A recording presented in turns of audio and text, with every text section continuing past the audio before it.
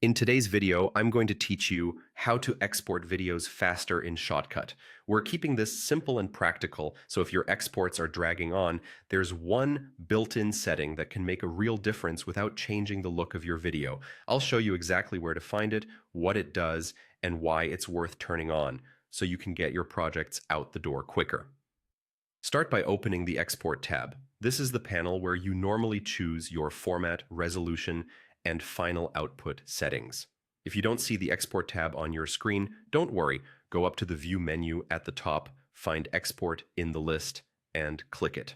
Different workspace layouts can hide panels to give you more room while editing, so using the View menu is a quick way to bring the export controls back without changing anything else in your project. Once you're in the Export panel, look for the option labeled Use Hardware Encoding. By default, this is often turned off, which means Shotcut relies entirely on your CPU to encode the video. CPUs are great general-purpose workers, but when you're dealing with long timelines or effects-heavy edits, they can slow things down. Enable hardware encoding to let your system use the GPU for the encoding process. Your graphics card is designed for highly parallel tasks, and video encoding fits that perfectly. In practical terms, you're moving the heavy lifting from a general-purpose processor to specialized hardware that can handle it more efficiently. You're not changing your resolution, bitrate, or color settings, just which component does the work. So your visual quality stays the same. If you already have your export preset dialed in, you don't need to touch anything else. Simply enable the hardware option and export as usual.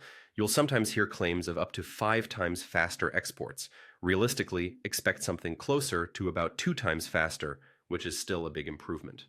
The exact speed boost depends on your video's length, the format you're exporting to, and how complex your timeline is. If the option is grayed out, your system may not support it, or you may need the right drivers. In that case, just export as usual without the hardware boost.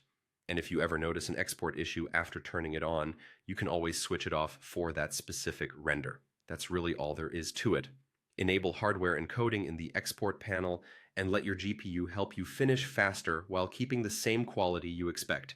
If you found this helpful, leave a comment, hit like, subscribe to the channel, and tap the notification bell so you don't miss future tips. Thanks for watching, and happy exporting.